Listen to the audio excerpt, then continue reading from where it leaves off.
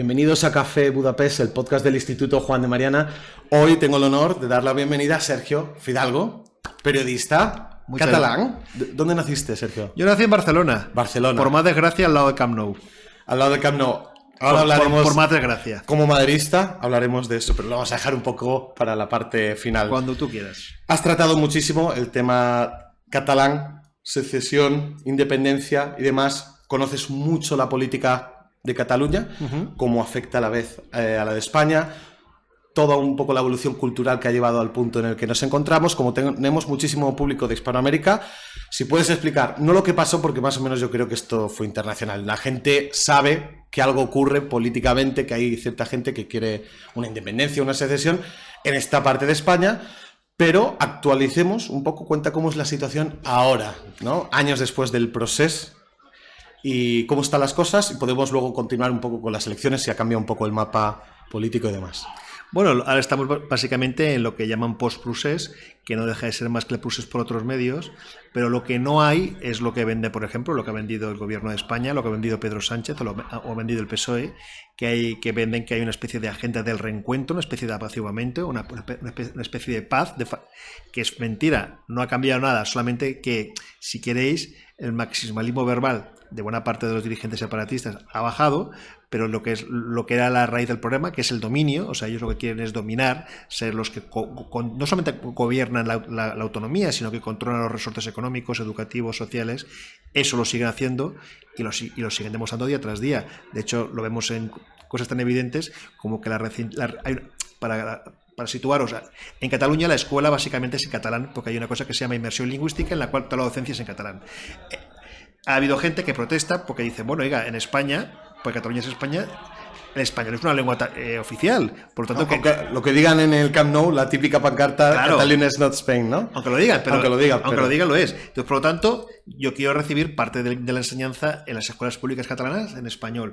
Ha habido sentencias recientes que marcan un mínimo de 25% de docencia en español en las escuelas públicas catalanas, y la Generalitat se ha negado continuamente a cumplir estas sentencias.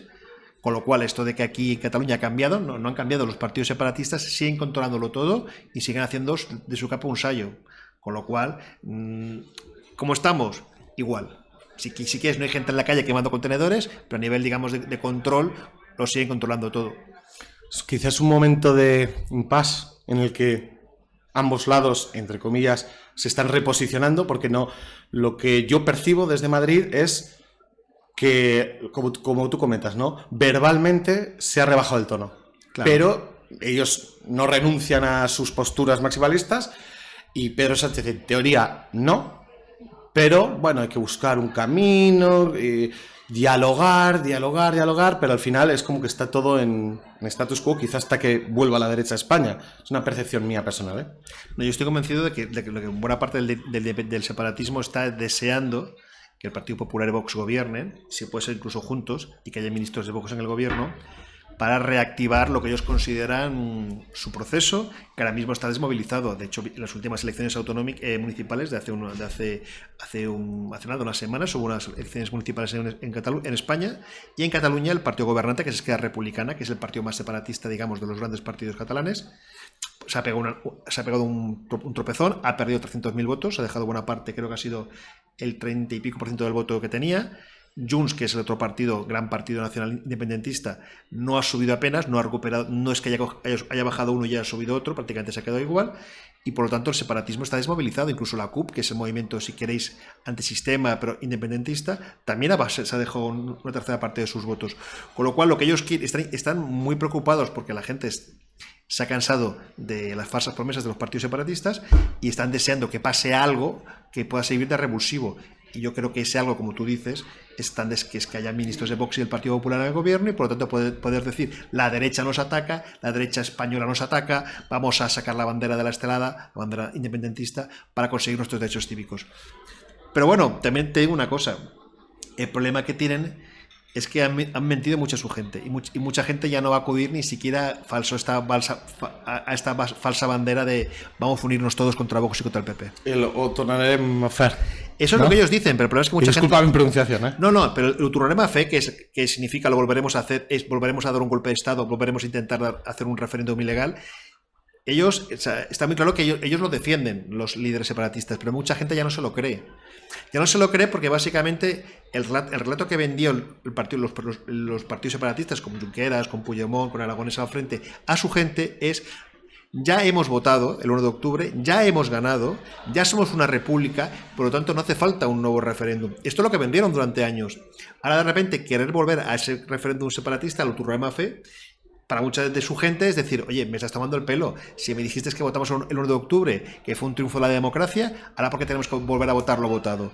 Con lo cual, este referéndum que están pidiendo ahora, por ejemplo, Esquerra Republicana, no es tanto para enardecer a su gente, sino como para marear la perdiz. Ellos, a fin de cuentas, el procés es una industria que ha generado un montón de dinero para un montón de gente y les interesa que la rueda siga funcionando para poder colocarse. Para que te hagas una idea, uno de los Jordis para la gente de Hispanoamérica. Los Jordis había dos entidades cívicas, que son las dos entidades cívicas que fueron las que apoyaron a los partidos separatistas. Sociedad civil, dentro no es el vocabulario de nuestra institución. Pues sociedad civil. Por ejemplo, que una era la ANC y otra era Òmnium Cultural. El que era el presidente de la ANC, que es la autodenominada Asamblea Nacional Catalana, que era Jordi Sánchez, que fue una de las personas condenadas por el Supremo por el intento de golpe de Estado, por sedición, y fue indultado por Sánchez. Este señor hace 4 días, se ha recolocado en una oficina de la Generalitat por 93.000 euros al año. Repito, 93.000 euros al año por ser un cargo de tercera en oficina pequeña, que es el del defensor del pueblo catalán. Pedro Sánchez cobra menos, presidente del gobierno de España. Y quiero decir que el separatismo ha creado con el proceso una gran industria de recolocación y de poderío económico. Por lo tanto, tienen que hacer ver que van a hacer referéndums, que va a turnar a fe para poder mantener todos estos chollos. Pero claro, porque a fin de cuentas viven de tener 2 millones de personas que les siguen. Y si esos 2 millones de personas se desmovilizan y ya pasan de ellos y empiezan a perder elecciones, como ha pasado por ejemplo en Barcelona, que recordemos que en Maragall Esquerra Republicana se dejó la mitad de los regidores y no ha ganado las elecciones. Lo que puede ocurrir básicamente es que pierdan los chollos. Con lo cual, piensen ustedes, sobre todo en Hispanoamérica, vean el procés separatista catalán como un gran chollo para mucha gente que ha hecho mucho dinero, que lo quiere seguir haciendo. Supongo que luego lo haremos de TV3. Solo un dato. Hay productoras netamente separatistas que están facturando al año solo a TV3, que insisto, TV3 es una televisión regional de una parte de España que no somos más que 7 millones de habitantes. Pues hay empresas que facturan 5 millones y pico de euros al año, una sola productora, para vender programas de corte separatista a la televisión pública. Con ese nivel de dinero que se está moviendo, lo que queda claro es que el procés interesa a mucha gente simplemente para mantener un status quo, de buenos sueldos y de muchos beneficios. Para aquellos que no estén muy puestos en los términos, has mencionado Junts. Junts, sí. El espacio de Junts es lo que anteriormente era Convergencia, que a su vez era una especie de coalición de Convergencia y Unió, sí. Que eran un poco más conservadores, quizá un poco más pactistas, que en un momento dado, cuando empezó el proceso... Esto es como para sí. que puedan seguir un poco y si quieren buscar qué era. Es el espacio tradicional de la derecha burguesa catalana. Exacto. Histórico de Jordi Pujol, ¿no? Que fue presidente de la Generalitat durante muchos años y que años después fue salpicado por muchos casos de corrupción y demás, pero es como un líder histórico, ¿no? de la Cataluña democrática. Esto es para que la gente no se pierda. En este sentido, ¿cómo ha afectado a estos dos partidos? Porque RC, mi amigo del que hemos hablado antes, que conocí en Myanmar, me dice que en realidad no son tan pueblo de izquierda y demás, que es la burguesía progre catalana, o al menos es su percepción, ¿no? El caso de Convergencia, ahora mismo Junts, sí que estaba más claro, pero es cierto que todo el proceso ha ido mermando, ha ido haciendo movimientos muy extraños en el grupo sociopolítico, ¿no? Ya no se sabe si es izquierda, si es derecha, si son más radicales que RC o la CUP en algunos aspectos o no. ¿Qué cambios ha habido? Digamos, te estoy preguntando a nivel sociológico, o los que percibes tú. A ver, yo voy a explicar una cosa. La política catalana es pura ficción, lo digo para los amigos que no la conozcan. Entonces, a los argentinos les sonará. Pues para que se haga una idea, ya que hablamos de los argentinos, ¿verdad que cuando hablas de peronismo no sabes lo que es? Si es de izquierda, de derecha, de arriba, de abajo. Ni saben explicártelo, de hecho. Saben explicarlo. Soy medio argentino, o sea que... Pues esto es un poco lo que pasa con el separatismo catalán. Teóricamente, ahora mismo en Cataluña no hay ningún partido de derechas nacionalista. Teóricamente. Pero todos lo son. ¿Qué quiere decir? Junts, o Convergencia, que era lo que era, digamos, lo que tú has dicho, el partido tradicional de la burguesía catalana, ya en la época de Jordi Pujol, ya en la época histórica, se vendía como un partido socialdemócrata sueco, y esto no es coña. Esquerra Republicana, que también tiene la palabra de esquerra, que esquerra en castellano es izquierda, ahora mismo es un partido cuyo líder es prácticamente un señor que es un beato, que es Oriol Junqueras. Sí, pero ¿sigue siendo líder oficialmente? Lo es. Después del proceso, él no puede participar en política, no puede presentarse a elecciones. No es uno de él los... manda. Pero él manda. Él manda. Sí. Él manda. Te preguntaré, vamos primero a sentar las bases de cómo está la situación ahora, luego te preguntaré un poco de cosas más personales que tú puedes conocer mejor que yo. Él manda, pero lo que quiero decir es que Esquerra Republicana, que va de izquierdas, no es de izquierdas. Porque su base social, sobre todo, es clases medias burguesas, clases medias rurales, no es de izquierdas. No es, o sea, vende lo que no es. Convergencia, que es un partido teóricamente de corte conservador, se quiere vender como un partido también progresista y socialdemócrata. Y esto no es broma. Y la CUP, que es un partido que va de revolucionario y que teóricamente es antisistema y que es la gente que quiere hacer la revolución y quemar contenedores, durante la época del procés tendía más a pactar con Junts, con el partido, con sus dirigentes como Carles Puigdemont o Artur Mas, que con Esquerra Republicana, que teóricamente es el partido de izquierdas. En Madrid yo creo que no lo entendíamos. Es que en Madrid, no, en Madrid, por ejemplo, no tenéis... la CUP aquí sería, digamos, Podemos. Pero el problema que hay... Un poco más... No, pero es que Podemos es más radical que la CUP. Ah, ¿sí? Sí, porque la CUP en el fondo van de revolucionarios, pero luego siempre han pactado o sea, aquí yo no me imagino a Alejandro Jacinto o a Sotomayor o a Montero pactando con el Partido Popular, que es lo que hizo la CUP con Convergencia durante buena parte del procés. Por tanto, hay mucha política de ficción porque todo el mundo dice que es de izquierdas y luego nadie es de izquierda real. A ver, porque en el fondo aquí está el elemento nacionalista, que es el que lo tiñe todo. Aquí aquí se juega a ver quién es más separatista, hay quién es más esencialista, quién defiende más lo que es las raíces del pueblo catalán que venden ellos, y luego las etiquetas de izquierda a derecha se las van cambiando. Y no es broma, o sea, realmente, para que te hagas una idea, Albano Dante Fachin, para que ustedes que no le conozcan, fue uno de los líderes de Podemos en Cataluña. Podemos.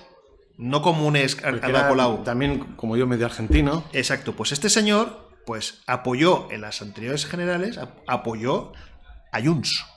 A Junts, insisto, no a Esquerra Republicana y la CUP, a Junts. ¿Por qué? Porque un señor que fue condenado por lanzar vallas a la policía el 1 de octubre, insisto, un señor que fue condenado, que perdió un ojo, no que fuera condenado porque las condenas en este caso fueron muy ligeras, pero perdió un ojo por lanzar vallas y tuvo problemas con la justicia, que se hizo un ídolo en buena parte del separatismo precisamente porque había perdido un ojo, le pegó un pelotazo de goma. Mártir. Un mártir. Ese señor fue, número 1, por Barcelona, insisto, la segunda provincia más importante de España, al Senado por Junts. ¿Tú te imaginas a Jordi Pujol? Yo le había perdido la pista completamente. Pues, un partido teóricamente de derechas como Junts, teóricamente presenta a tipos como Albano Dante Fachin, que le apoyan. Tienen tipos como antisistema que lanzan vallas a la policía, que van al Senado. Por eso te quiero decir que Junts es de izquierdas o de derechas. Yo no sé lo que es. A día de hoy no hace cosas muy raras. Esquerra es de izquierda o de derechas. Tú ves sus políticas y de izquierdas no son. La CUP es de izquierda o de derechas. Pues yo, viendo con quién se apoya... ¿Qué quiere decir con todo este rollo? Que la política catalana es un auténtico manicomio, que me imagino como buena parte de la política de otros países. Pero en España, o sea, digo, a nivel general, la cosa está más o menos clara. Está Podemos, está Vox, está Partido Popular, está PSOE, puede haber, digamos, franjas de coincidencia o franjas de confusión, pero está todo más o menos claro. En Cataluña es un auténtico caos. Vamos a ir, si quieres... Y perdonad, ya sé que todo esto es difícil, pero es que a veces no sabemos ni nosotros qué narices pasas allí. Es complicado y va a ser complicado que alguien que no esté muy puesto en el tema, y yo pienso sobre todo en nuestro público hispanoamericano, lo pueda seguir. Pero bueno, estamos haciendo el intento, ¿no?, de poner las cosas en contexto. Ciertas acusaciones, te hablo desde la perspectiva madrileña, quizá del resto de España, que se han hecho sobre el proceso secesionista, ¿no? Hay un problema en Cataluña como catalán, ¿no?, que has crecido ahí, te has educado ahí, has hecho tu vida ahí, a nivel etnicista. No diremos racista porque yo llevo yendo a Barcelona desde que tenía 12 años y obviamente no hay ninguna raza diferente, pero etnicista. ¿Existe o no? Y te digo porque yo, amigos catalanes, tengo este debate algunas veces y ellos, aun no siendo independentistas, me lo niegan. Eso es me dicen que no es cierto, que eso se exagera desde Madrid, los medios, la caverna y demás. Cuéntame. Aquí hay un problema Cuéntame tu percepción como catalán. Es un tema de dominación, insisto, es un tema todo el tema del separatismo catalán es un tema de dominación. O sea, que cierta gente que se consideran que son la Cataluña auténtica reparten o niegan carnés de catalanidad porque así, digamos, te privan de derechos. Si Cataluña es mía, de los catalanes independentistas, los que no lo sois, no tenéis los derechos que debo tener yo. Entonces, un elemento clave aquí es la lengua. La lengua es clave. ¿Por qué? Porque, como tú bien has dicho, en el fondo no hay una diferencia, digamos, ni religiosa entre un catalán independentista y un madrileño de vuelta al PP. No acostumbra a haber, no hay diferencia, digamos, de tradición cultural religiosa, ni siquiera en muchos casos de etnia. Tampoco, o sea, porque no es un problema. No vamos a entrar a definir que es una etnia. Pero que no, o sea, no es aquello de decir todos estos no los hay. En el fondo, la composición social entre Madrid, Barcelona o Zamora más o menos acostumbra a ser más o menos similar. Entonces, los problemas básicamente son lingüísticos. Se han creado un elemento diferenciador que es la lengua. ¿Cómo puede haber, perdón, es un KitKat, ¿cómo puede haber un problema lingüístico en dos territorios, en el caso catalán, con dos lenguas habladas por la mayoría de las personas que son tan inteligibles? Quiero decir, no es el euskera, no es en Estonia el ruso, no sé si me explico. Cómo el idioma ha llegado de ser el vehículo que trae todo este tema. La diferenciación, el intento de diferenciarnos o, enlazando con lo del etnicismo, si existe, o el supremacismo, como lo llaman algunos, que sea la clave, ¿no? Es porque no hay otra cosa. No hay otra cosa. Se han buscado esta porque no hay otra cosa. O sea, ellos venden que la lengua crea una cultura diferente, una manera de ser diferente, una manera de ver la vida diferente, que es mejor, más europea. Hablamos catalán, somos mejores porque somos más europeos. Y de hecho, cuando tú escuchas referencias, y en los últimos años ha habido unas cuantas, a que somos más europeos y que el resto de España es como prácticamente... Casi África, ¿no? Y se ha llegado incluso a utilizar ese término más de una ocasión. Pues es porque realmente se lo creen, se creen que son mejores. Ese es el problema, porque como somos mejores... Esto me lo niegan mis amigos, ¿eh? Bueno, yo le puedo explicar unos cuantos casos. De hecho, publico un par de... Por favor. De hecho, yo tengo un libro... Yo, aparte de periodista, soy editor. Entonces, tengo un libro que se llama El hijo de la africana, que es de un amigo mío que se llama Pau Guix, que el hijo de la africana viene porque, mira, Pau Guix es un apellido muy catalán. Si ustedes conocen Vic es la... Ese es el núcleo, ¿no? Vic es una ciudad de unos 50.000 habitantes en el centro de Cataluña, que es el núcleo, digamos, de la Cataluña separatista. Es una ciudad muy tradicional, muy religiosa. Con una plaza preciosa. Muy bonita, por supuesto, pero que se considera un poco la Cataluña catalana. Un poco lo que es la Cataluña, lo que ellos llaman Cataluña catalana. Pues él, que es un guix, significa que su padre tenía como, no sé si tenía 8, 9, 10 apellidos catalanes. Esto que presumen, yo tengo todos los apellidos catalanes. Pues mis padres, mis abuelos, mis bisabuelos. Pues su padre era de esos. Digamos, en cuanto a origen. Su madre, en cambio, es de Cartagena. Se enamoran, se casan, y en una sociedad como Vic, el hijo, que es Pau Guix, que habla un catalán cultísimo, porque claro, su padre es toda su familia paterna es de cultura catalana, y él digamos, la chupa y la aprende y la quiere, pasa a ser el hijo de la africana. ¿Por qué? Porque, digamos, para parte de la sociedad de David, ser de Cartagena era ser africano. Y el libro se llama El hijo de la africana porque él narra los desplantes que sufre su madre por el hecho de no ser catalana auténtica, entre comillas, como dicen ellos, a pesar que su padre se lo tenía. Yo casos de estos he conocido unos cuantos. O sea, solo con alguien que no sea claro de pura cepa catalán, es como que se mancha todo. Claro, eso... Es que esto ocurría con los judíos en España. Esto no estoy diciendo que pase ahora, porque ahora digamos, el matiz es lingüístico, más que, digamos, de origen. Sí. Pero hace 30, 40 años esto sí pasaba, sí. Y sobre todo en la Cataluña más interior sigue pasando. De hecho, basta con ver como ciertos partidos que tienen una raíz esencialista, si quieres, por ejemplo, Ripoll es una de las ciudades más importantes, siendo pequeña, de Gerona. Es una capital de comarca. En Ripoll ha ganado un partido que es directamente supremacista catalán. Ha ganado las municipales. O sea, puede ser una señora que se llama Silvia Orriols, que es un partido... La he escuchado. Pues esa señora, o sea, ¿cómo explicarlo? Es un partido realmente supremacista, pero no porque lo diga yo, es porque su programa es supremacista. Pues han ganado básicamente... Pero a la vez muy de derecha, sí, anti-inmigración y tal, pero con el toque Sí, catalanista, ¿no? Es anti-inmigración y sobre todo e independentista. Esos son sus dos ejes. Pero claro, cuando es que tú tienes, digamos, el eje, digamos, etnicista, supremacista, es como te empiezas atacando, por ejemplo, a la gente que no habla catalán y acabas odiando a toda la humanidad, obviamente, porque acabas odiando a toda la gente que no es como tú. Entonces, no estoy diciendo que todo el separatismo sea así, porque sería injusto, pero sí que hay cierta raíz de, digamos, de superioridad. Y lo pongo por un ejemplo que es lamentable, pero que es así. Hemos tenido en Cataluña un presidente que se llama Quim Torra, que yo les invito a ustedes, Quim Torra. Busquen ustedes en Google artículos suyos y verán ustedes quién es este personaje. Es un personaje realmente que tiene una raíz que desprecia la cultura en español hasta un extremo que piensan que es inferior a la suya. Ese señor... ¿Abiertamente o...? Abiertamente. Tiene un artículo que llegó a decir, porque explicaba un caso de que estaba en el tren, y en el tren pues se ve que dijeron por megafonía algo en catalán y alguien se quejó porque no lo habían dicho en español o algo así, y el hombre hacía un artículo indignadísimo que lo publicó, que quién era esta gente, estas bestias con forma humana que hablaban lenguas extrañas y que se quejaban.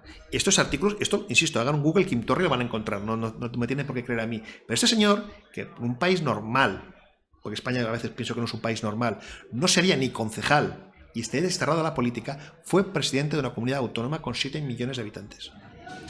¿Qué quiero decir con esto? Que, aunque no digo que no todos los separatistas son abiertamente etnicistas o supremacistas, sí que muchas veces miran hacia otro lado cuando uno de los suyos tiene este tipo de posturas. Hay muy pocos que denuncien este tipo de cosas. Y sobre todo, cuando a Inés Arrimadas, para que te hagas un ejemplo, cuando Inés Arrimadas, ustedes no la conocerán, fue la líder de Ciudadanos, que ganó las elecciones en Cataluña en el 2017 y que llegó a conseguir en Cataluña 1 millón de votos en una comunidad de 7 millones de habitantes. Pues esta persona continuamente le decían, mientras era líder en Cataluña de este partido de Ciudadanos, que se tenía que volver a su tierra natal, que era Cádiz, Jerez, que no. toda la provincia de Cádiz, pero continuamente. Y los reproches que recibían por parte del independentismo, algunos sí que decían, oiga, este tipo de posturas, hasta una expresidenta de la Cámara Autonómica Catalana, expresidenta de la Cámara, Núria de Gispert, llegó a decir esto de vete a Cádiz. Vete a Cádiz. ¿Pero cómo que vete a Cádiz? Pues buena parte del separatismo no reprochaba estos comentarios supremacistas. Algunos sí. Insisto, no todo el separatismo es igual. Pero en general, este tipo de posturas, el vete a tu casa, se coge la maleta y vete... Sí. Esto si lo hiciera un estadounidense en su país o un inglés, go home o speak my language o algo así, lo identificaríamos desde fuera rápido como, uy, esto es un xenófobo, ¿no? Claro. Sin embargo, aquí parece que... Aquí un poco como tiene el rollo de es que España nos invadió y nos ha impuesto una lengua, el español, tenemos derecho a defenderla. Y defender lo que ellos llaman defender nuestra lengua y nuestra cultura consiste en atacar a los de los demás. Yo, por ejemplo, yo aprendí catalán porque me dio la gana, porque yo, digamos, soy de la generación... Ahora mismo, como he dicho antes, si tú eres un alumno en Cataluña, tienes que aprender catalán en la escuela por narices. En mi época era una asignatura, pero yo aprendí a escribirlo y a hablarlo porque me apeteció, porque pensaba que era bueno, que si yo tengo 2 lenguas en mi comunidad, tengo que conocer las 2 lenguas. Eso es lo que debería ser. Yo aprendo mis 2 lenguas porque las quiero usar y porque creo que es bueno, pero no porque te las impongan y no porque alguien te diga, no, en catalán siempre. Porque al final la gente que estudia, la gente que es castellano parlante también tiene derechos lingüísticos. Y un catalano parlante lo tiene, pero también los tenemos nosotros. Y esto, por ejemplo, y voy a explicar un caso que lo va a entender todo el mundo. Leo Messi, acuérdense que cuando vino a Barcelona, mandó a su hermana de vuelta a Argentina porque estaba hasta las narices, la niña, de recibir educación en catalán. No había forma ni en colegios privados. Claro, imagino que Messi puede pagar un colegio privado sí, donde la educación sea en el idioma que quiera. Los colegios privados en los que se podían hacer no le apetecían porque acostumbran a ser colegios que es todo en inglés o todo en alemán, o ¿saben? Son un colegio normal, digamos, de enseñanza arreglada normal. No encuentras un colegio que te la enseñanza en español. No existe en Cataluña. Hablamos de nuevo, colegios públicos. Ni público ni privado. No existe. No hay ningún colegio privado que dé 100%. Hay un nicho de mercado. No, es que no puedes. Es que no puedes. O sea, si puede ser un colegio alemán, un colegio inglés, un colegio americano, que a lo mejor no tenga... español, castellano. No existe eso. En Cataluña no existe eso. Y Messi me ha dado su hermana. Insisto, esto que hacen ustedes un Google, Leo Messi, hermana Messi, educación, y lo podrán encontrar. ¿Qué pasa? Esto vamos a explicarlo un poco de nuevo, ¿no? Esto es lo que se llama la inmersión lingüística, claro, que es una política que empieza cuando y que intenta. O sea, la política se empieza en el año 80, con la excusa, mire, durante el franquismo en Cataluña no se podía dar educación en catalán, es lo que decía el nacionalismo, vamos a dar toda la educación en catalán para compensar. En vez de escoger un modelo mixto, que es usted escoja si quiere hacerlo en catalán, en español o en ambas lenguas, se dijo, para no separar a los catalanes de un tipo o de otro, todos por igual y en catalán. Entonces la enseñanza es todo en catalán. Esto es nuestro, es a partir del año 80, perdón, no es el 80, me estoy equivocando, es el año 89, 90 me parece. Sí, cuando se empiezan a dar estas competencias. Claro, sí, porque digamos la educación va evolucionando. Yo, por ejemplo, en mi quinta teníamos asignaturas en catalán prácticamente desde primero, pero cuando se hace la inmersión obligatoria ya se ha avanzado los años 80. Un poco para no crear dos Cataluñas. Pero claro, el problema de crear dos Cataluñas significa que los niños que tienen el catalán como lengua materna tienen una ventaja sobrevenida, pues claro, no es lo mismo recibir las matemáticas, la física, la química o la biología en tu lengua materna que en una lengua que no es la tuya. Porque aunque el catalán y el castellano sean muy parecidas, pero no son la misma lengua. Cuando algún padre ha exigido, oiga, es que a mí me gustaría que también mis hijos tuvieran la mitad de enseñanza en español, pues no han podido. De hecho, cuando un funcionario, uno de los motivos por los cuales es difícil es que los jueces o policías o médicos quieren venir a Cataluña, es que claro, si tú vienes y vas a estar aquí 3 o 4 años, ¿qué haces con los críos? Durante 3 o 4 años van a recibir la enseñanza en catalán, que si luego te vuelves a Burgos, a Madrid o a Sevilla, no te va a servir de mucho. Esto es la respuesta que yo más he escuchado, porque yo esto lo utilizaba como argumento, ¿no? Como se estáis quitando cierto talento del resto de la península, incluso del mundo, que lo mismo conocen o hablan castellano y podrían estar trabajando allí, pero no pueden porque no tienen este nivel de catalán exigido, y me dicen, bueno, si tú te vas a Rusia, pues tendrás que aprender ruso, ¿no? Pues si vienen a Cataluña tendrán que aprender catalán. Claro. Es la respuesta que he recibido de gente no independentista, ¿eh? Y claro, este tema, por eso lo tenía aquí apuntado, un tema que quería tratar. Amigos míos no independentistas tengo de los dos lados, ¿no? Están todos del lado de no, esto fue bueno.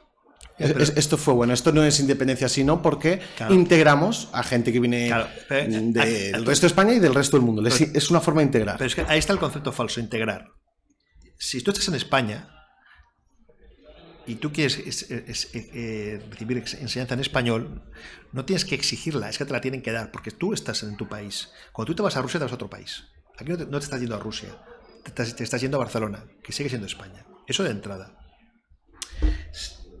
Segundo, hay un tema también, digamos, de dominación. Porque al final todo esto del nacionalismo es un tema de dominación. ¿Cuál es? Cerrar mercado. Ya que estamos en una institución liberal, hablemos de cerrar mercado. Si tú eres de Barcelona y hablas catalán y te quieres presentar a una oposición en Burgos, o en Madrid, o en Sevilla, o en Zaragoza, te presentas. Si tú eres de Zaragoza, de Madrid o de Burgos y te quieres presentar a una oposición en Barcelona, te piden el catalán. O como requisito. Es una especie de proteccionismo del trabajador local también. Algo de eso hay. No, es un proteccionismo. Las plazas públicas para nosotros. Punto pelota. De hecho, para la gente que nos siga, también recomiendo que hagáis un Google y pongáis enfermera gaditana Valle d'Hebron. Esto fue una chica de unos 25 años. Sí, fue viral. Claro, pero para la gente que no lo conozca, que básicamente hizo un vídeo en TikTok, porque aquí para ser enfermera, para tener una plaza fija de enfermera, necesitas el catalán. Y además te piden un diploma bastante potente. No solamente decir hola, bona nit y bon día, sino has de escribirlo y hablarlo con cierta solvencia. ¿B2 o qué Creo que sea el C1 o el C2. C1, o sea, es un difícil, no es un nivel fácil, para una persona que tenga que aprenderlo. Entonces esta chica hizo un vídeo en TikTok de cachondeo, de ¡ay, una mierda, voy a hacer este examen, no sé qué! Un vídeo de TikTok de una chica de 25 años, ¿eh? No estamos hablando de que salía en una tele pública soltando un mitin. Sí, que estaba con sus amigas también en un ambiente... Claro, lo que pasa es que cometió el error de hacerlo, si quieres, con el uniforme público. Con el uniforme, digamos, con la bata, y lo grabó allí en la zona de, como supongo, común que tenéis para... Pero ¿cuál era el problema? A esta chica la lincharon. El separatismo, por cómo te atreves a no decir que no hace falta el catalán. Pero nadie preguntó lo siguiente. A ver, si lo obligan a hacer, si es obligatorio tener catalán, ¿cómo que esta chica tiene un trabajo? ¿Cuál es la clave? Si tú quieres un trabajo de mierda, precario, que no sea fijo, como necesitan enfermeras, puedes ir y no saber catalán.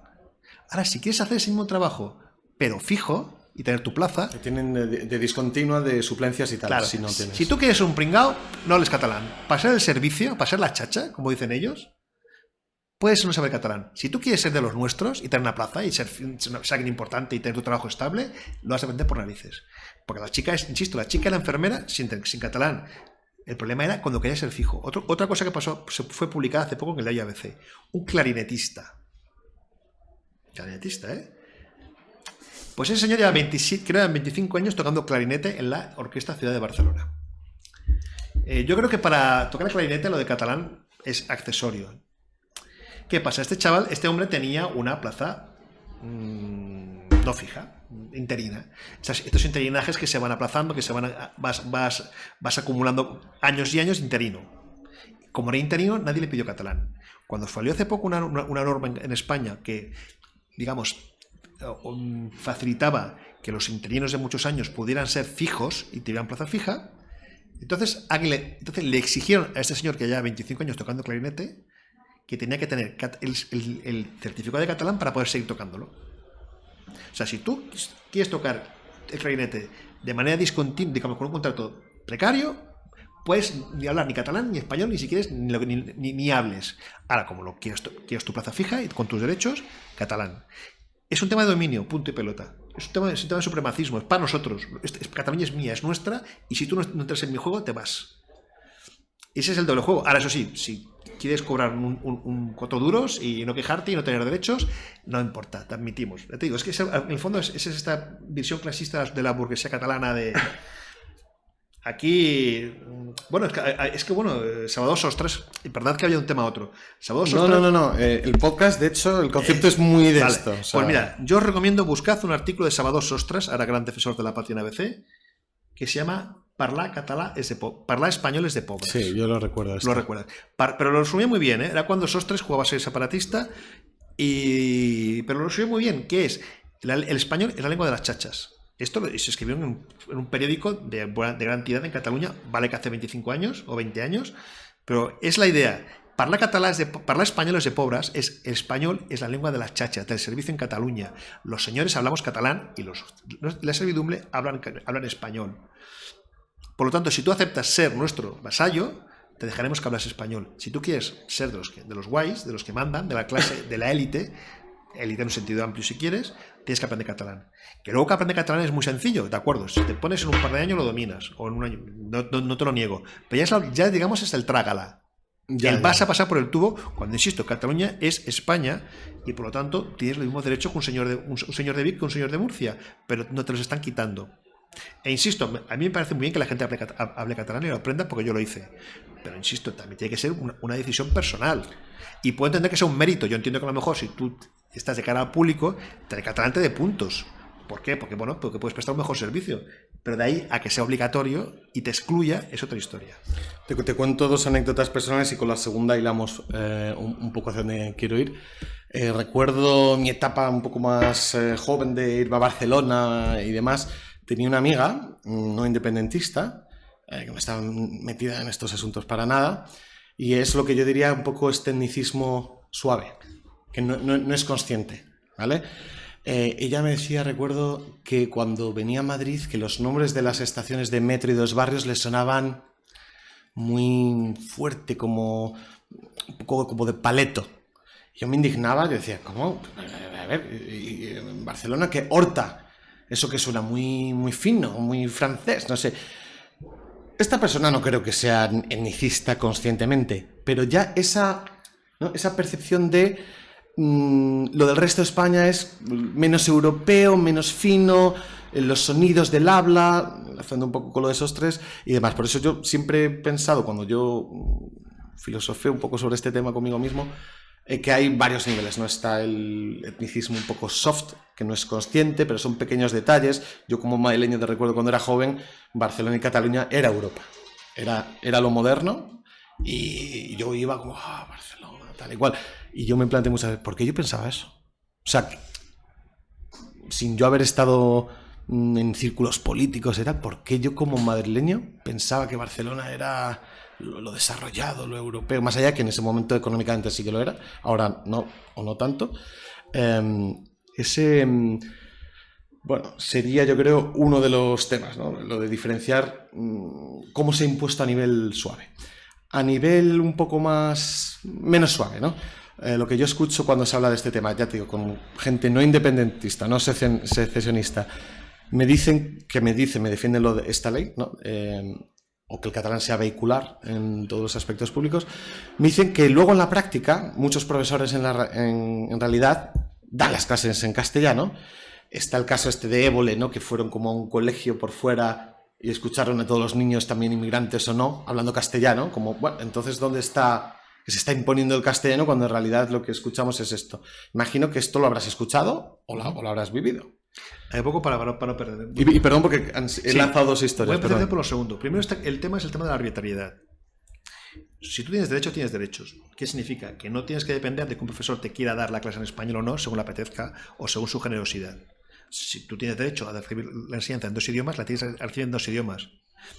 Por supuesto, a ver, si tú en una clase a lo mejor tienes 40 personas y te encuentras, bueno, 40 son menos, las ratios son 25, pero si hay 25 personas y 23 no entienden catalán, pues posiblemente el profesor, para no volverse loco, la acaba dando en español. Por puro pragmatismo. Pero el examen va a ser en catalán, cuando tenga que hacer el SAT la va a tener que hacer en catalán, cuando tenga que hacer el chaval pues algún tipo de cuando quiera hacer algún tipo de oposición lo va a tener que hacer en catalán, con lo cual esto no puede depender que un profesor por motivos prácticos o por no complicarse la vida hable en español o lo haga en catalán. Y aparte con una cosa, o sea, que un profesor puede cambiar el idioma, pero si el director o el inspector o el jefe de estudios lo detecta y dicen, això s'ha acabat, o sea, esto se ha acabado. O sea, estamos en un tema de derechos. Si somos ciudadanos de un país democrático, tenemos derechos civiles.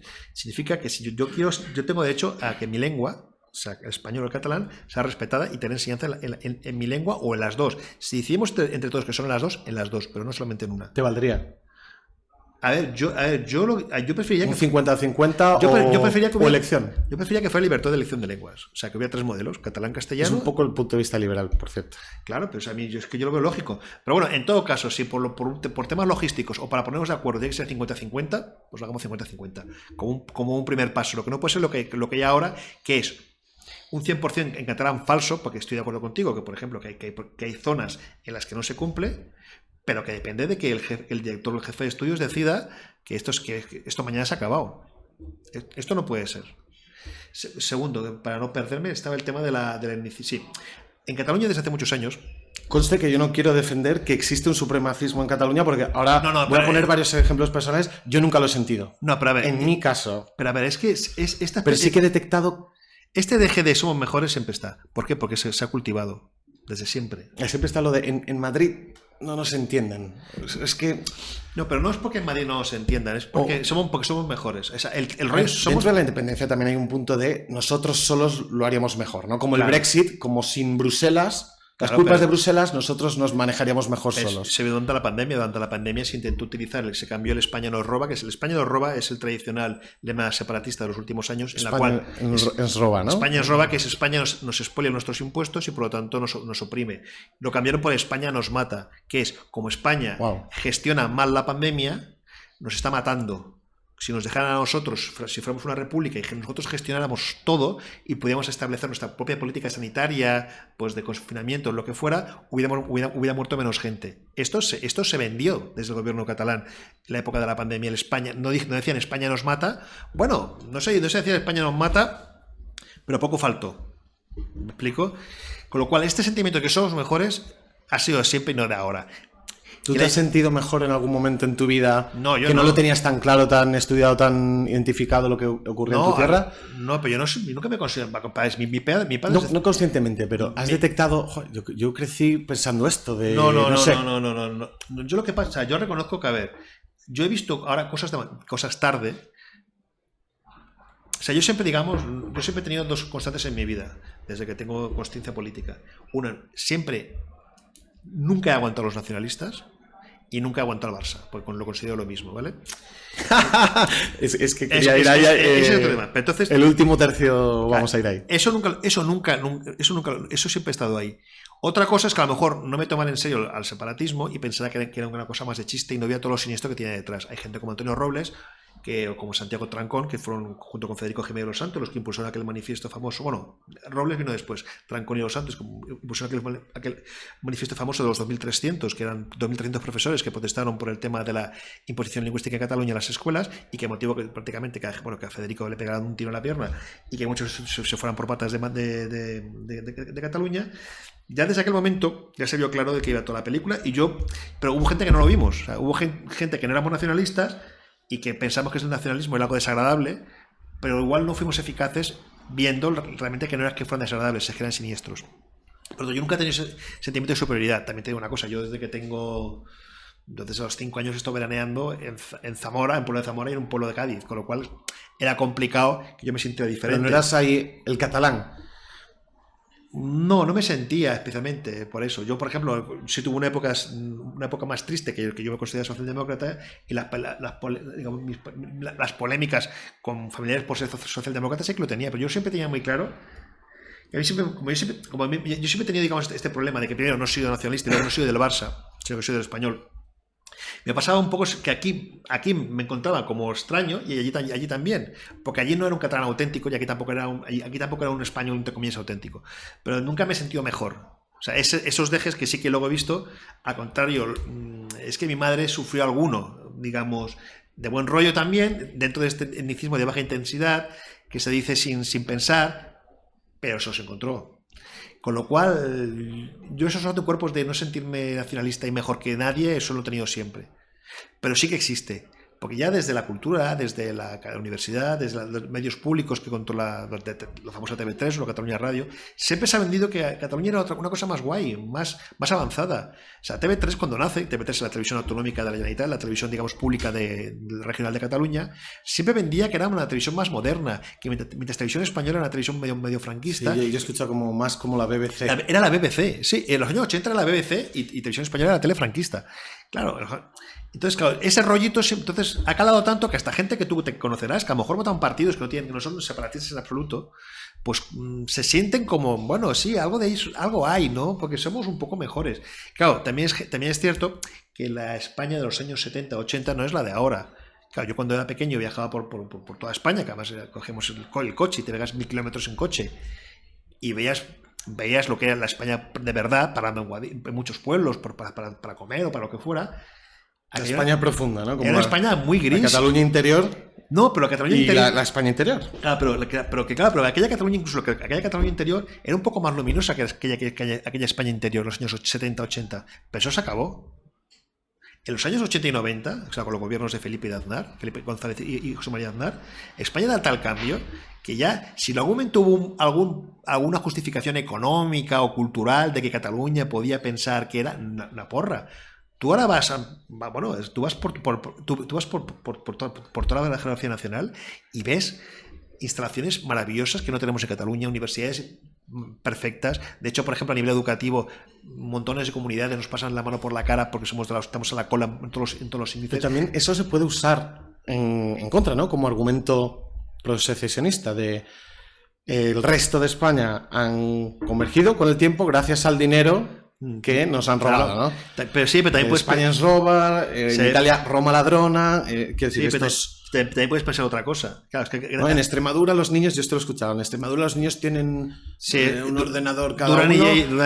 Mientras tanto aquí no sé, claro, pero tenemos que pagar peajes y tal, estas cosas. Sí, todo eso está muy bien. Las comparaciones continuas. Pero si tú después de 45 años de autonomía descubres que Asturias o Cantabria te pasa la mano por la cara, igual... Y no te planteas que igual no es un problema de déficit fiscal, sino que a lo mejor también un tema de gestión.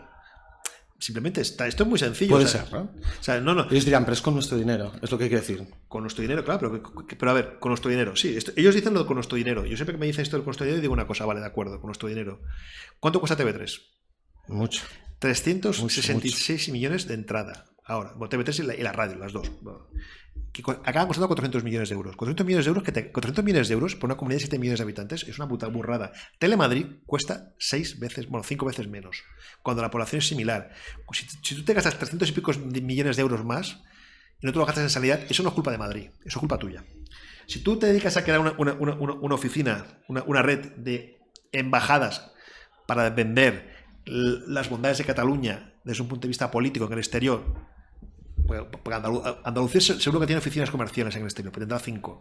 Si Cataluña tiene 40, eso, diferencia de coste, ¿quién lo paga? Si los políticos catalanes son los mejores pagados, si los policías catalanes son los mejores pagados, si los funcionarios catalanes son los mejores pagados, si todo esto, cuando si un profesor en un pueblo similar, yo qué sé, en un pueblo de la Cataluña interior cobra a lo mejor un 30% más que un profesor de Burgos, cuando a lo mejor el nivel de precios en sus pueblos es similar, ¿eso quién lo paga? Entonces, a lo mejor el problema no es que España nos roba, sino el problema es en qué te gastas el dinero y por qué no te lo gastas en invertir en cosas que generen riqueza y no te lo gastas a nivel clientelar. En la época de Puyol era famoso que llegaba a Puyol a un pueblo, el alcalde de los suyos. ¿Cómo que no tenéis pabellón? Ya os lo hago yo. Y ves pueblos que decías, ¿pero quién juega en este pabellón? ¿Pero quién? Pero dice, bueno, claro, es muy fácil decir que España me roba y luego gastarte el dinero en cosas que no son prácticas, no son útiles. ¿Por qué la familia catalana está a la cola de todo? Porque porque el dinero no va donde tiene que ir. Punto pelota. Cuando alguien dice España nos roba, pero España no roba a nadie. Porque de entrada, que yo sepa, los territorios no pagan impuestos. Los pago yo, lo pagas tú y lo paga él. Y en todo caso, si quieres hacer una balanza fiscal, haz la balanza fiscal y luego miras también la balanza de gestión. ¿Dónde va el dinero? Entonces, cuando te has tirado el dinero, o sea, que tú veas que la presidenta del Parlamento Autonómico cobra 155.000 euros al año, no se justifica en un país que dice que una región suya es robada. Está mal hilado, pero quiero tratar dos temas así muy rápidos y luego pasamos al fútbol, si te parece. Como tú quieras. Tema TV3, que lo has tratado mucho. Sí. Y ha ido saliendo TV3, la televisión autonómica catalana, con este presupuesto masivo. Yo recuerdo hace unos años una lista de trabajadores que me sorprendió. No me importa mucho, ¿no? Porque tampoco es, al final es etiquetas y si quieres justificarlo y verlo como mira, estás haciendo lo mismo, ¿no? Estás discriminando según tal, pero es curioso que una gran mayoría de los trabajadores tenían apellidos puramente catalanes o regionales y demás, ¿no? Tanto que no es proporcional a la composición de apellidos más comunes, proporcional de Cataluña, de toda Cataluña, ¿no? Esto, ¿qué es? Por lo que has comentado al principio, de que casi es una agencia de colocación, es un negocio, ¿no? Entonces yo en mi entidad TV3 con esos sueldos que te vamos a garantizar ciertas cosas y vas a trabajar en todo esto, pues eres de los míos, ¿no? Porque no te apellidas Pérez, no sé, y te apellidas Urriols, por ejemplo, ¿no? ¿Hay algo de eso o es un tema más inconsciente? No, es lo de todo lo que hemos dicho. O sea, ¿recuerdas, no? Esto cuando sale esta lista. No, pero es que a ver, es un tema. No, aparte es que te lo voy a ampliar. Tampoco pido, perdón, que es que haya una especie de ley que mida, que es que un 55, un 60 tengan apellidos del resto de España y el 40 y pico de solo catalanes. Me explico. Es lo que hemos hablado todo el rato. Es un tema de dominio. Porque eso no pasa solo en TV3. Pasa en TV3, pasa en la universidad. Tú te coges el mismo. Esta legislatura no lo sé, pues lo miraré anterior, pero tú te coges el listado de apellidos catalanes de los diputados de Cataluña y tú coges los apellidos digamos, más frecuentes en Cataluña y ves que no concuerdan, ¿vale? Si resulta que los García Fernández y Hernández y Gómez son, lo invento, un 30%, igual descubres que sus apellidos tienen un 12% claro. O sea, la proporción es menor, porque es un tema de dominio. O sea, nosotros somos los que repartimos. Nosotros somos, por ejemplo, creo que yo esto lo miré hace un año en RACU, no sé si fue en RACU, que es la emisora más importante de Cataluña, sí, que es privada. Te voy a hacer una pregunta ahora. Sí, pues si tú mirabas los apellidos de los locutores, no tenían nada que ver con básicamente con la composición social de Cataluña. ¿Qué pasa? Es que aquí hay una especie de división muy clara en el tema del idioma. O sea, la Cataluña separatista, que es la Cataluña que controla, es la Cataluña catalanoparlante, y aunque sí que hay mezcla, no te lo voy a negar, pero sigue siendo la Cataluña de los apellidos, digamos, tradicionales catalanes. Con lo cual, este dominio se traslada a TV3, a la universidad y a donde tú quieras. Y se perpetúa de alguna forma, ¿no? No, por supuesto. Esa composición. RAC-U, de nuevo para gente que no esté, es una emisora privada la más importante, muy famosa, es la más seguida, muy respetada. Respetada ya veremos, la más escuchada, digamos la más escuchada, la respetada podemos discutir.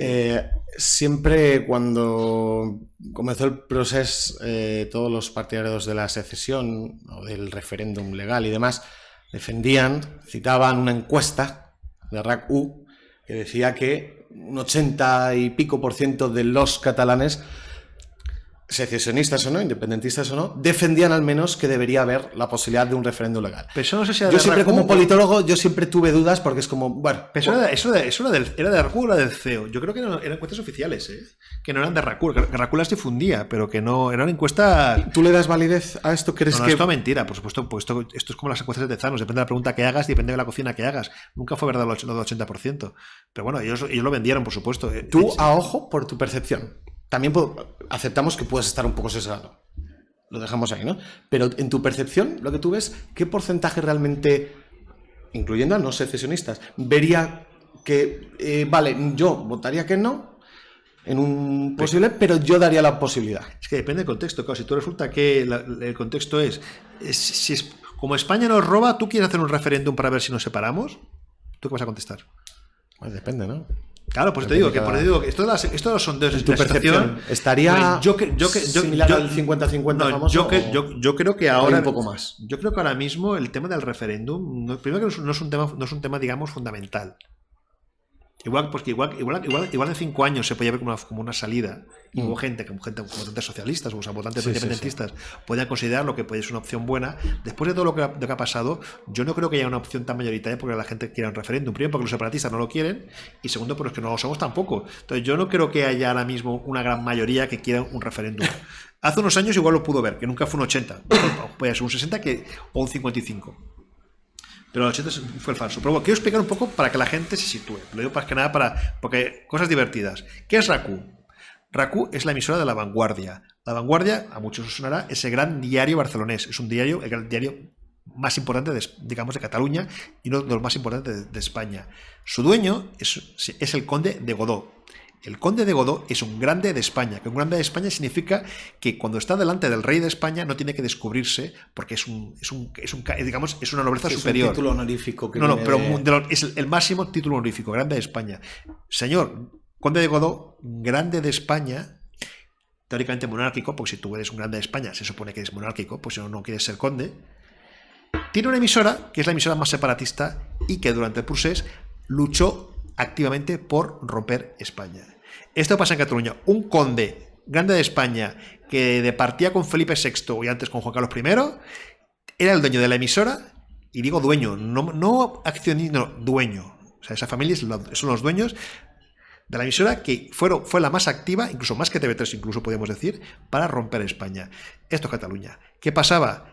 Que Artur Mas, o sea, el gobierno de la Generalitat, daban tanto dinero a La Vanguardia y tanto dinero a RAC-U que el conde decidió que lo de España era menos importante que facturar cada año lo que facturaba. Es Cataluña, es que es un tema de dinero y de dominio. Venga, pues última pregunta política o no. Veremos porque el fútbol hay algo ahí. Sociológicamente, con el equilibrio político de Cataluña, ¿qué significa la caída de Ciudadanos, Ciutadans, como se llama originalmente?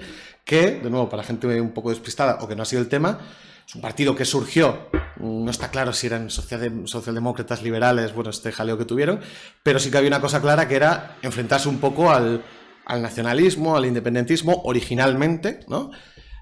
Y en un momento dado ganaron por votos las elecciones autonómicas, pero no pudieron gobernar porque la traducción de esos votos populares en escaños en el Parlamento catalán no daba. Pero fue un hito, ¿no? Congregó, digamos, todo el voto constitucionalista que se llama. ¿Qué significa ahora la caída, ¿no?, de la desaparición de Ciudadanos y cómo esto afecta un poco al environment, no me sale la palabra en español, al entorno, al ecosistema político allí?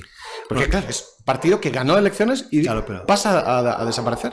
Bueno, voy a citar otra vez a Federico. Federico Jiménez Los Santos tiene una frase muy, muy clara, que es que en el espectro del centro-derecha, cuando un partido deja de ser útil, desaparece. Ciudadanos, es cierto que nació como un partido socialdemócrata, porque una buena parte de los fundadores de Ciudadanos eran antiguos votantes o dirigentes o intelectuales cercanos al PSC, al Partido Socialista, que siempre tuvieron la esperanza que mientras mandaba Convergencia, que era la derecha que hablábamos antes, burguesa, nacionalista, pues esta políticas nacionalistas y esencialistas iban a ser eternas hasta que los socialistas ganaran. Cuando los socialistas ganaron en el 2003 con Pascual Maragall, 2003 y 2006, pues, y vieron que los socialistas, en vez de intentar hacer una alternativa y crear una Cataluña no nacionalista, lo que hicieron fue pactar con Esquerra Republicana. Mucha de esta gente vio que ya el socialismo no era la alternativa a Convergencia, que el socialismo no era una alternativa al nacionalismo, sino que era un compañero de viaje del nacionalismo. Entonces fundan Ciudadanos. Entonces es cierto que hay elementos socioliberales, pero buena parte de la gente que funda Ciudadanos, la primera etapa, cuando solo tenían 3 diputados, eran socialdemócratas. Ciudadanos va creciendo y va haciéndose un partido, digamos, aparte de antinacionalista, más transversal. Entonces conviven las dos corrientes hasta que la corriente menos socialdemócrata acaba imponiéndose. Pero sigue siendo una herramienta útil para luchar contra el nacionalismo. Y cuanto más se radicaliza a partir del 2010, 2012, 2014 el nacionalismo, Ciudadanos se convierte en un voto refugio. Como los socialistas y el Partido Popular durante años habían tenido la tendencia a pactar con los partidos nacionalistas, sobre todo en el Congreso, para hacer sus políticas a nivel nacional, para mucha gente, muchos catalanes hartos del separatismo y el nacionalismo, no se podían fiar ni del Partido Popular ni del PSC, los socialistas, y van cogiendo a Ciudadanos como su opción. Hasta que, como tú bien dices, se ganan en el 2017, ganan las elecciones. ¿Por qué desaparece? Porque Ciudadanos es un partido, digamos, que tuvo un problema, que mucha gente depositó unas esperanzas en una formación que no estaba madura para gestionar todo ese apoyo y toda esa ilusión.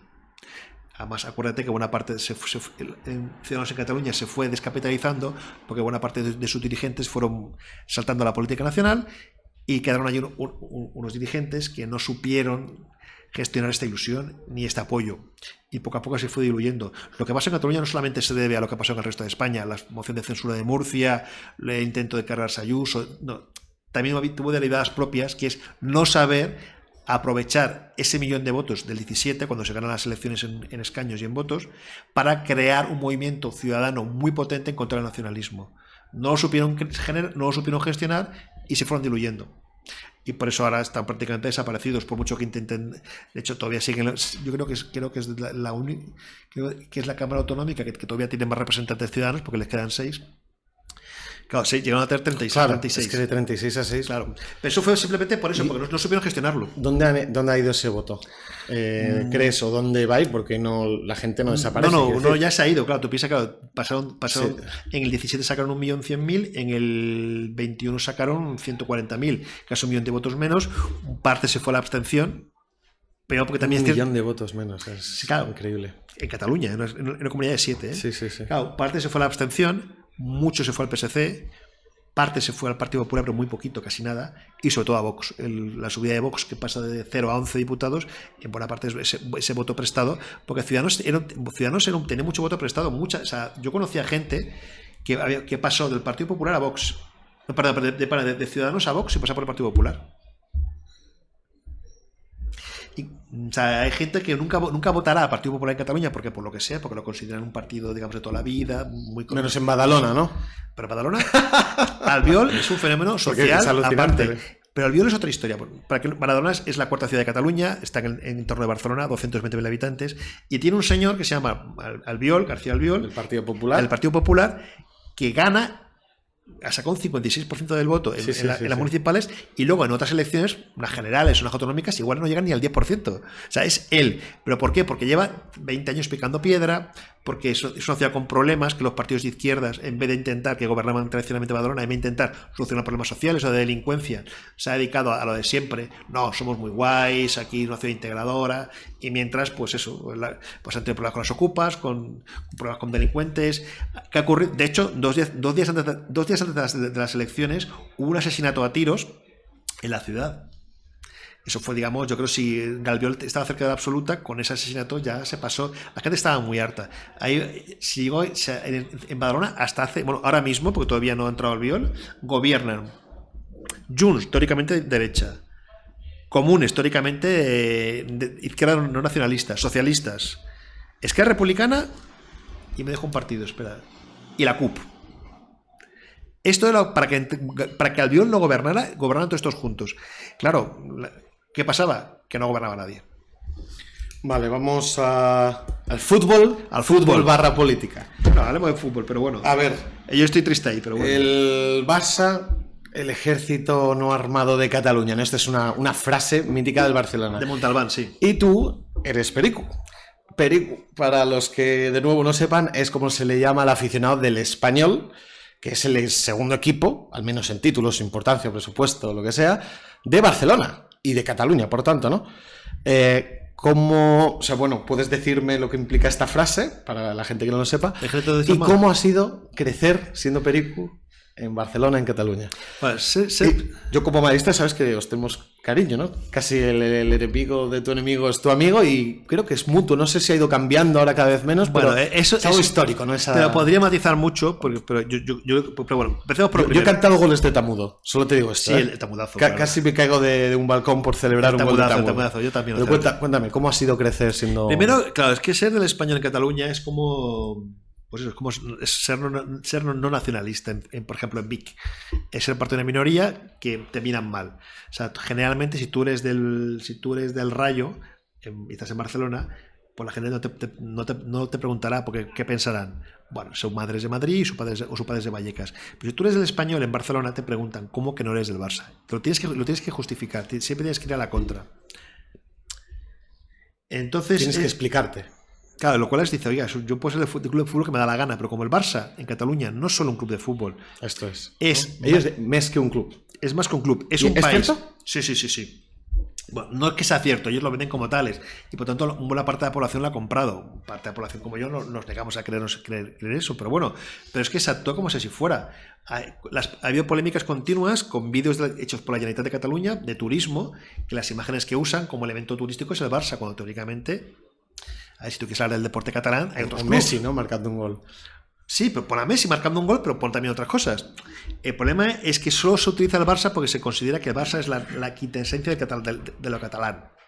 Y lo que no es extraño. Tienes que explicarlo. Seas de la Juventud, seas de Juventud, que es un equipo de baloncesto, de Granollers, que es un equipo de balonmano, del Español, que es un equipo de fútbol. Siempre tienes que explicarte si no eres, por qué no eres del Barça. Y eso es complicado, porque a veces, por ejemplo, la gente, bueno, sobre todo los chavales, ya sabes, yo a mí no me pasó, pues yo me hice perico con 17 años. Pero si tú eres chaval en el cole y tú estás solo en una clase con 20 culés, tienes que soportar muchas cosas. Bueno, pero sale gente dura, yo creo. No, es que la gente que crece así...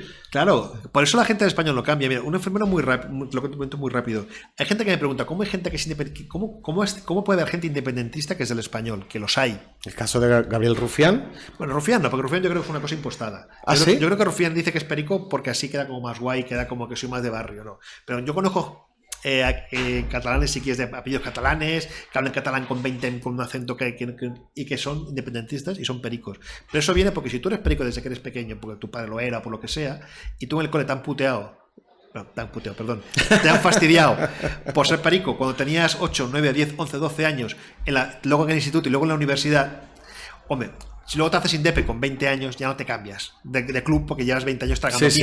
Porque ya tú, ya por nariz. Si no te has cambiado a los 12 o los 13 y te haces el culé para evitarte problemas, hombre, tú ya aguantas. Es lo que se dice, ¿no? Que te puedes cambiar de ideología, de religión, de mujer, pero nunca de equipo de fútbol. No, de hecho, esto de salir del armario, lo de salir del armario, yo ese término, antes de aplicarlo a los gays, yo lo oí para el tema perico. Sí. Esto lo digo, y no lo digo, decir, soy del español, ¿no? Esto lo digo en serio, o sea yo he conocido mucha gente del español, ahora menos, pero sobre todo hace 15, 20 años, que públicamente no decía que era del español. Lo de salir del armario, yo aprendí ese concepto a partir de ahí, de gente que de repente hace outing, que es decir, oiga, yo lo soy, y a gente que le costaba y era una especie de trauma porque te puedes tener problemas en el trabajo con tu jefe, puedes tener problemas con tus compañeros de estudios, o la gente pensaba que los podía tener, que es lo peor, aunque no fuera cierto. Entonces, el Barça ha creado esta mitología de que todo lo que, claro, como han creado un falso mito de un Barça unido al destino catalán y luchador contra el franquismo, cosa que es absolutamente mentira, porque el famoso vídeo que el Real Madrid mostró hace poco, claro, yo he publicado un libro y he escrito como centenares de artículos hablando de las mentiras del antifranquismo del Barça. Yo tengo mi colección particular de cosas raras, tengo portadas de diarios de Barcelona de los 50 con la foto de Franco y con directivos del Barça. Yo tengo una revista. Pues siempre dirán, es que claro, ¿cómo ibas a llevarle la contraria, no? Sí, claro, en el año 73, que ya no era el año 50, yo tengo una revista oficial del Barça dándole una placa de reconocimiento al ministro general del movimiento, por tanto, del franquismo, señor Solís. O sea, ya no hablamos de los 50, de los 60. Y segundo, es que el Barça era un equipo franquista porque porque todos los equipos eran franquistas. Todos los, claro. Y porque el Barça se benefició del franquismo. El Camp Nou se pudo hacer gracias a que el régimen decidió que se hiciera. El Palacio de Hielo y el Palau Blaugrana recibieron ayuditas del régimen franquista. Yo una cosa que siempre la digo, y la gente no se la cree, pero es cierta. Hubo un señor que era gerente del Barça. Si tú eres gerente del Barça, hombre, del Español o del Madrid no vas a ser. Si tú eres gerente del Barça, se supone que el Barça confía en ti. Pues pasó de hoy soy gerente del Barça y al día siguiente, ¿sabes lo que fue? Delegado Nacional de Deportes, que es el equivalente al secretario de Deportes actual. O sea, el máximo dirigente del deporte español con Franco. Pasó, pero de un día a otro, ¿eh? O sea, ¿cómo puede ser que Franco escoja como su máximo dirigente del deporte español a un señor que era un acto directivo del Barça?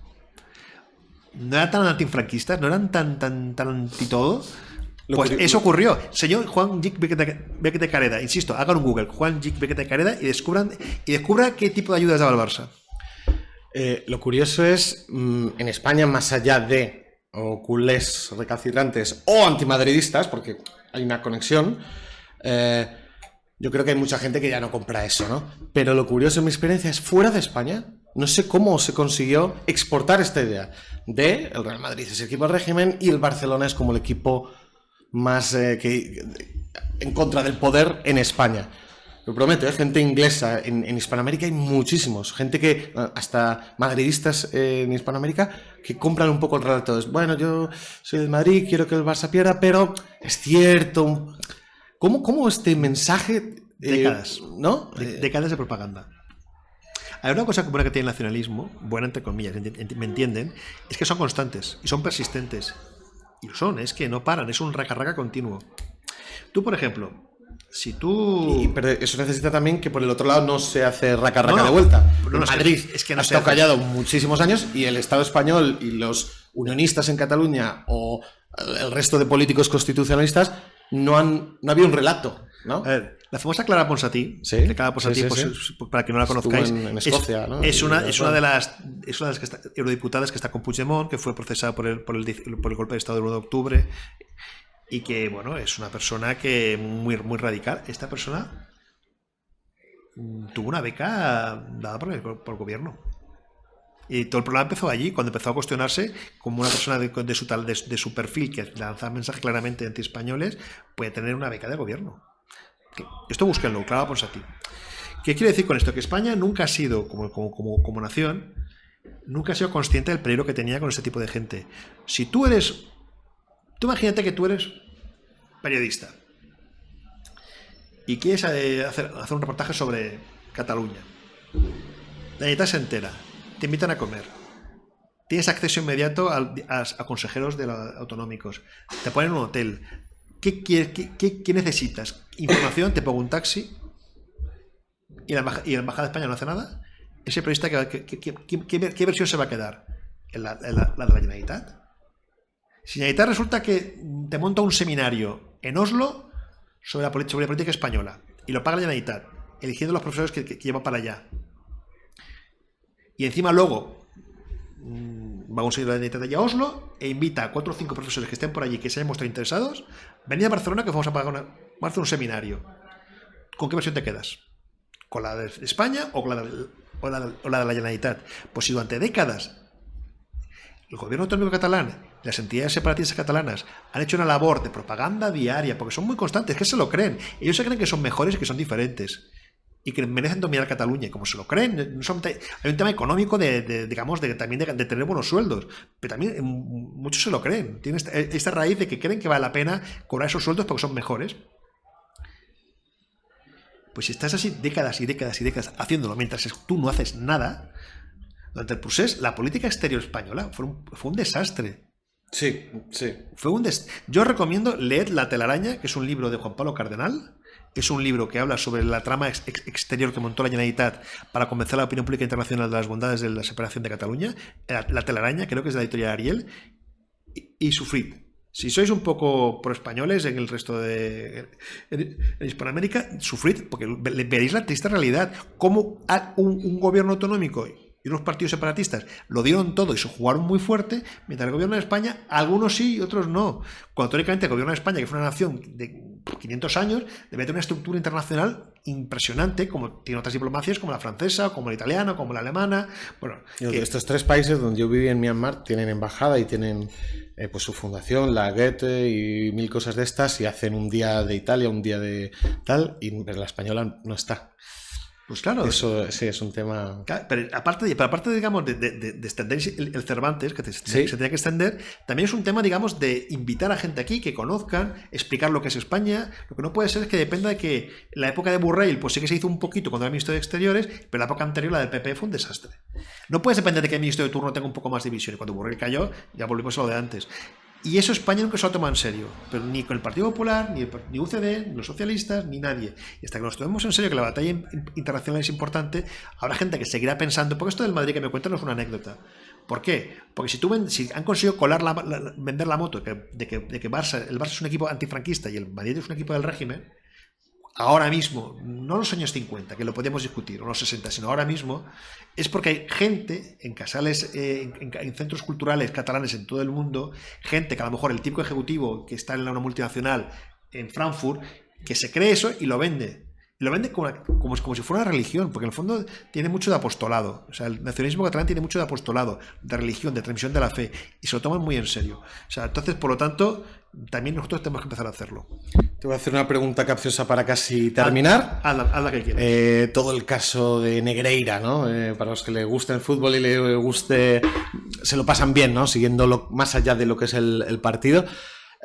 Esto, más la administración económica del Barça de los últimos años, que lo ha puesto en una situación un poco comprometida, ¿no? De no poder inscribir ciertos fichajes, tengo que hacer las palancas, todo esto. ¿Crees que esto, como hemos más o menos acordado, ¿no? Que el Barça es política también, o está muy entrelazado, ¿crees que ha afectado un poco al relato y ha habido algunos que se han caído al guindo al ver, el ejemplo, no es un equipo pues como el Real Madrid, o apúrame, el Atleti de los últimos años, o el Sevilla, ¿no? Que más o menos estables económicamente, que siguen cada uno en su nicho, ¿no? Y de repente el Barça, que tenían el mejor equipo del mundo en ese momento, al menos en ese pico, y dejar el equipo pues casi en quiebra, y de repente salta este tema de Negreirato. Uy, quizá, bueno, claro, muchos no lo reconocen y ya veremos a dónde llega esto, tampoco vamos a adelantar, pero ya la duda de quizá éramos buenos pero no tanto como para todo lo que conseguimos, quizá no éramos tan limpios y aquí ha habido algo un poco oscuro. No vamos a entrar, yo creo, ¿no? en debatir si no, si... ¿Qué crees tú? ¿Tú crees que es...? Aquí varias derivadas. Pero mi pregunta, la esencial sería, ¿crees que eso ha afectado un poco al discurso de los catalanes? Quizá no somos tan hechos de otra pasta, porque mira el Madrid con qué sano está y siguen ganando Champions y tal, y nosotros que tenemos el mejor equipo del mundo lo hemos perdido con una mala administración. Lo que sí que hay es que coincide lo que es la eclosión del fenómeno separatista en Cataluña. Es curioso, ¿no? No es curioso, simplemente porque se aprovecha. O sea, con el Barça de Messi y de Guardiola. Barça, Messi y Guardiola empiezan a crecer.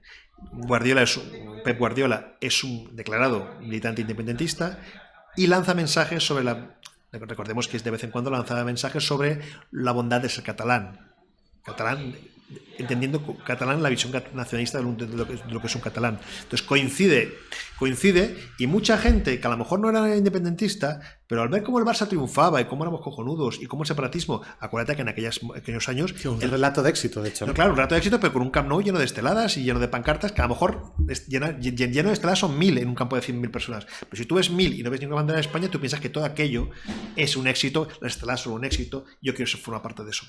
Por supuesto que eso tuvo un cierto que en el crecimiento del Barça. Y por supuesto que ahora que también coincide esta decadencia del Procés, también ha coincidido con esta decadencia del Barça. sí que está entrelazado. El Barça, desde que el separatismo hizo que el Barça fuera su principal herramienta propagandística y el Camp Nou fuera su principal caja de resonancia a nivel internacional, por supuesto que van ligados. Correlación. La hay absolutamente. Pero claro, tú me das el tema Negreira.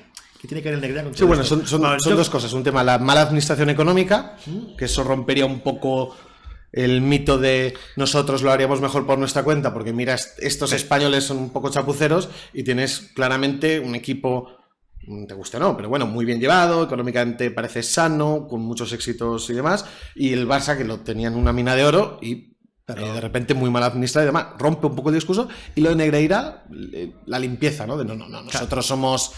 no haríamos estas cosas, ¿no? Además, si tú crees que algo se quiebra, digamos, ¿no? Sí, no, porque por ejemplo, para el separatismo catalán lo de la buena administración nunca ha sido real, porque por ejemplo el Barça no solamente ha sido una quiebra en los últimos 2 años, lleva prácticamente 8 años de resultados económicos, sí. Y recordemos como Jordi Pujol, que fue el gran padre del nacionalismo catalán, hundió su banco, era banquero y hundió su banco. O sea, por lo tanto, el nacionalismo y la gestión económica en Cataluña en los últimos años ha sido un desastre. O sea, el nacionalismo nunca ha sabido gestionar y nunca ha hecho, y aunque puedan vender muchas motos, ellos saben perfectamente que nunca han gestionado bien. Por lo tanto, no es porque ellos están más preocupados en tener botín para repartirse que en gestionar. Entonces, no creo que venga la decadencia, digamos, del separatismo haya venido por la decadencia económica del Barça y la mala gestión.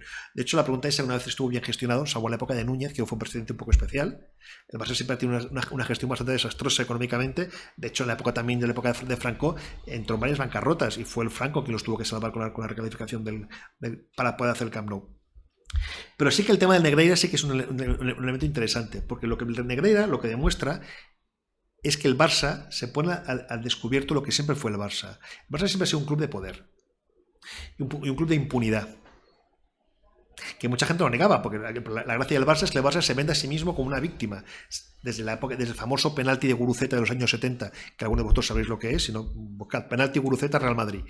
Desde los años 70 se vende como una víctima. Somos una víctima. Todos van en contra nuestra. Los árbitros, la Federación, España, todo el mundo va en contra nuestra. La UEFA, todo el mundo va en contra nuestra. Tengo un amigo que me dice que les han robado 3 Champions. Claro, sí, que al Real Madrid le han regalado. Debería tener solo 2. Claro, pero cuando el Barça siempre ha sido un club de poder, porque el Madrid y el Barça son los clubes de poder del fútbol español y por lo tanto son todos los clubes de poder del fútbol mundial.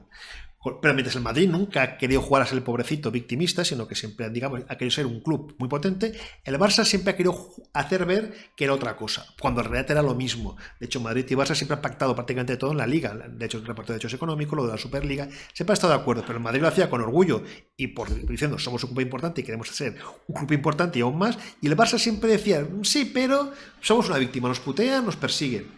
Y lo que viene a demostrar es que esto que pone en evidencia una gran mentira. Hemos dicho siempre que nos han perseguido cuando lo que llevamos haciendo es 20 años pagando un árbitro. Porque si esto mismo lo hubiera hecho el Madrid, si el Madrid hubiera papeles, estoy seguro. Si hubiera papeles de Hacienda de este señor, de que Madrid ha pagado 20 años al vicepresidente del Comité Técnico de Árbitros, aquí en Barcelona hubiéramos tenido disturbios.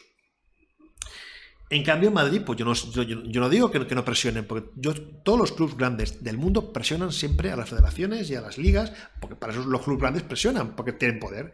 Pero el Barça, haciéndolo, y de una manera más cutre y más chusca que el resto de clubes del mundo, a lo mejor la Juve, que la Juve la ha pillado varias veces en estos renuncios, siempre lo ha negado.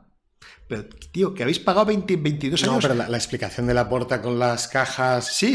Como, pero... mira, sí, unos informes, mira qué bonitos. O sea, es que a mí me sorprende porque es como dices, estoy seguro que si fuera al revés, claro, pero... ninguno de los que está agarrándose como el clavo ardiendo de estoy seguro que esto fue por unos vídeos, tal, pero... estoy seguro que irían a muerte. Pero hablamos de fe, o sea, el nacionalismo es un tema de fe, o sea, el Barça es un club nacionalista.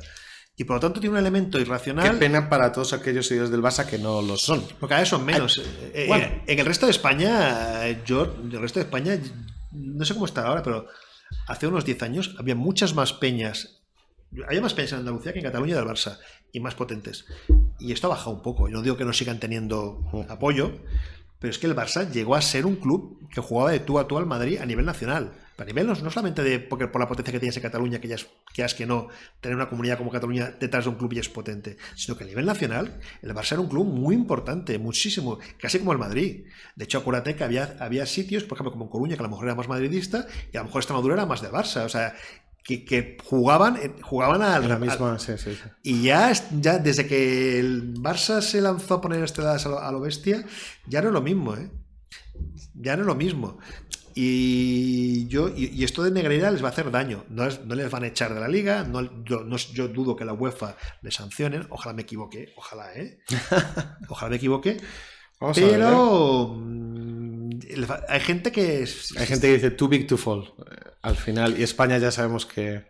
Pero claro, pero que hay gente que se ha decepcionado. Al final el Barça, que era la alternativa... Hay mucha gente... digamos, en España, que siempre vamos a la contra, está el Madrid y la gente que odia al Madrid. Y cuando se odias al Madrid te quedaba el Barça. Claro, mucha gente que odiaba al Madrid, ya el Barça no es una alternativa aceptable. Quizá eso reparte un poco más juego para otros equipos. Ojalá. Mira, vamos a cerrar, porque se nos hace la hora. Secesión, ¿vale? Primero, Cataluña, ¿ves alguna salida o esto va a ser un status quo de 50 años con este cachondeo de ahora apretamos, ahora volvemos, ahora apretamos, ahora volvemos? Esa sería la primera pregunta, y cerrar con si tú personalmente ves alguna... ¿habría algún camino legítimo para que al menos hacer un referéndum y ver qué ocurre? Si tú a nivel personal abrirías una puerta, o como algunas otras personas dicen que no se puede. España es una nación política y punto, o... Recuérdame lo primero. Sí, que si tú le ves una salida. Vale, salida, sí. Sí, una salida, ¿o crees que esto va a estar enquistado? Y yo, que llevo 20 años con este tema, pues voy a tener que estar otros 30, 40 y moriré. Llevamos así 150 años. Acuérdate que acuérdate cómo Cambó, pues, la época de la restauración, influía en la política española. Acuérdate que durante la República, o sea, el nacionalismo ha venido para quedarse. ¿Por qué? Porque hay entre 1 y 2 millones de personas que son nacionalistas en Cataluña, y Cataluña sigue siendo una región importante de España, y por lo tanto la política catalana afecta a la política española. Y mientras dos partidos grandes nacionales no se pongan de acuerdo en hacer un cordón sanitario, los partidos nacionalistas, y quieran recurrir a las minorías nacionalistas de Cataluña o de País Vasco o de Galicia o donde sea, la política española va a estar contaminada. Ya está, no hay más. Al final, si no se decide a partir de mañana, ni Convergencia, ni PNVs, ni Bildus, ni Esquerra Republicana, ni Compromís pintan nada a nivel nacional, y si tú ganas, yo más tengo, y si yo gano, tú te abstienes, hablando de PP y PSOE, y Vox y Podemos, si tú quieres meterse en la coordenada, esto va a seguir igual. ¿Por qué? Porque esos nacionalismos periféricos van a tener peso político, van a poder seguir manteniendo sus estructuras clientelares, y por lo tanto no se va a solucionar. Con lo cual la solución no la va a haber. Punto. Si yo daría un referéndum, ni de broma. ¿No darías legitimidad alguna forma? No, porque nunca. Por una razón. O sea, primero de entrada, la secesión, digamos, más allá de armas, ¿eh? No, la secesión solo se puede conseguir si los partidos secesionistas consiguen una mayoría en el Congreso y consiguen hacer una reforma constitucional. Si de repente... Sí, o sea, en el marco legal actual esa es la forma. Cuando dicen no nos deja, no se puede... No, hay un camino marcado. Claro, a mí se mide de repente mañana... Yo votaría... Hablo de ti. Yo, ¿Tú darías una legitimidad? No, yo no. ¿Algún proceso a la canadiense, a la tal? Nada. Si mañana, yo qué sé, el 23 de julio, tú imagínate que de repente, el 23 de julio, los partidos que quieren hacer un referéndum tienen 250 diputados. Y los españoles hemos decidido eso. Pero con partidos que digan claramente, oiga, vamos a hacer un referéndum para romper España, o para no romperla. Yo votaré que no, y pensaré que no hay que hacerlo, porque no hay que hacer referéndum para romper la nación. Pero a ver, si la gran mayoría de los españoles lo quieren, la gran mayoría no es. ¿Sabes? O sea, los 2/3 y todo ese procedimiento, yo votaré en contra, haré activismo en contra. Creo que no es justo y no es bueno. Pero lo que no voy a aceptar son componendas. O sea, a mí esto debemos hacer una consulta, no, ni de coña. No hay que hacer consultas. Si se quiere hacer, ganar las elecciones, reforma constitucional, todo muy clarito, y veremos qué ocurre. Y en el referéndum constitucional votar todos. Y a ver qué pasa. Bueno. Pero si no, nada, ni se plantea. Y de hecho, cualquier partido que plantee defender eso, yo votaré siempre en contra de ese partido.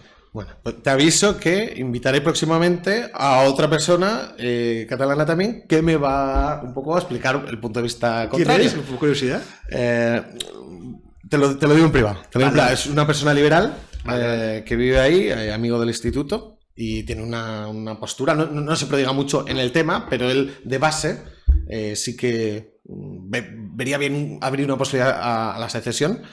Lo digo porque te lo pasaré y serán un poco los dos puntos de vista, pero bueno. Pues lo veremos. ¿Has estado a gusto? Por supuesto. Bueno, pues muchísimas gracias por venir con nosotros y ya sabéis, nos podéis encontrar en YouTube, haceros miembros si queréis que podamos seguir manteniendo este tipo de conversaciones. Muchas gracias, Sergio. Hasta luego.